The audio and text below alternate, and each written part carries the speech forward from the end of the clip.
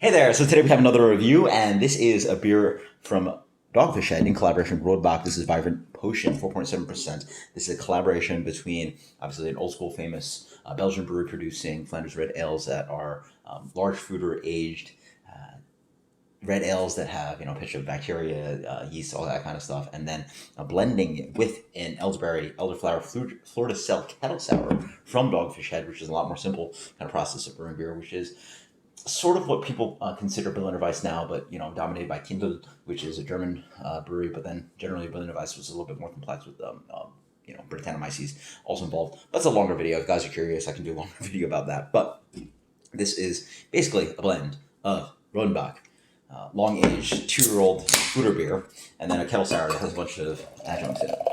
So sort of a fun combination of Belgian and American brewing inspired by German brewing. Beer, a lot of words there. Beer has a beautiful color to it. Comes in ruby, slightly garnet, wonderful clarity to it, deep ruby color. Reminds me a little bit of Rodenbach, but a lot lighter. Obviously, probably a little bit of color from the elderberry, a little bit of color from lightening from that kettle sour. Wonderful, kind of slightly pinkish carnation head on there.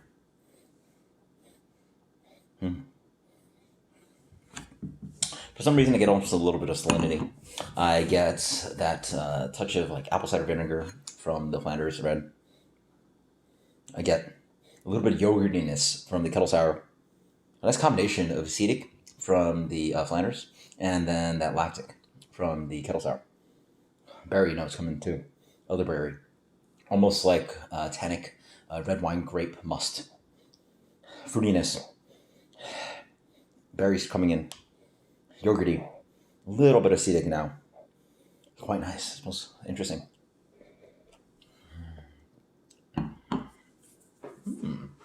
Interesting. So up front, get a little bit of like a what is that?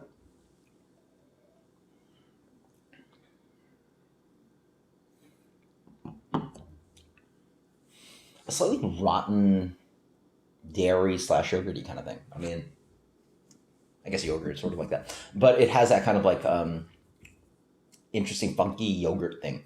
And that could be the possibility of a little bit of that Rodenbach beer coming into playing with the kettle sour. So like making that twang of that Greek yogurt thing a little bit, just a little bit more interesting. A little bit of fruit rides in. You get a little bit more palatable kind of like acidity in the middle, a little bit more complex than a simple kettle sour. The beer is nice and dry. The salinity is not that noticeable, but the beer is noticeably dry, so the salinity helps play there. Fruit notes are also quite refined. It has a little bit of that kind of seedy character, almost like when you eat grapes and you eat the seeds, and maybe you bite into the vines of it. It has a little bit more vinous quality than just simple jammy fruitiness. Elderflower. There you go. A little dance of like piney elderflower drives in there. It has a little bit of sprucey quality to it. What I suspect is that there's very little Rodenbach in this one. I'd be impressed if there was 25%. I mean, that's an expensive beer to ship all the way over to America just to blend into a kettle sour. It's just there's so much lacking of the acetic bite of what I suspect generally that comes from Flanders Red. Again, there must be like, I would suspect 15 under 25%, 20% of the Flanders is in here. What this really is a quite delicious kettle sour. So if you're not looking for jamminess and looking for finesse, this is a great kettle sour. It has a nice acidity. The Greek yogurt comes in, a little bit of that kind of piney, sprucey elderflower. There's a little bit of that kind of like interesting vinous elderberry comes in. There's a little bit of dry Florida Cell kind of note in the back end, the saltiness. Not quite, snappy like a Goza. The acidity is like quite rounded. Not too sour beer. I would suspect somewhere around like maybe 3.2, yeah, maybe 3.3 pH, somewhere around there. Just guessing numbers from my experience, which is not even that crazy. And I've done no sensory on that, so I'm just spitting numbers. I'm stupid.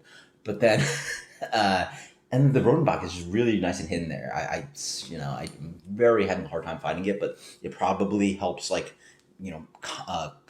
ultra complexities, the edges of this beer. You know what?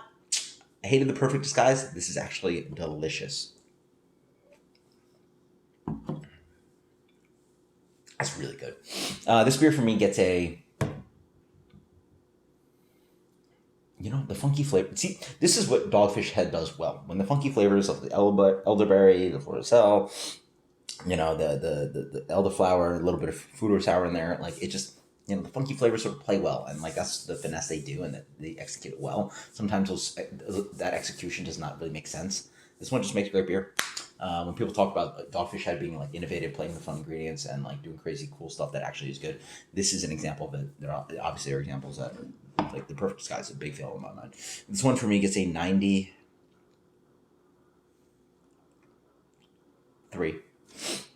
I recommend it. Vibrant Potion from Dogfish Head in collaboration with Rodenbach. This is a fun one. Check it out. Let me know what you think. Let me know how much Rodenbach you taste in it, because I don't think I taste much of it at all. Until next time, guys. Cheers.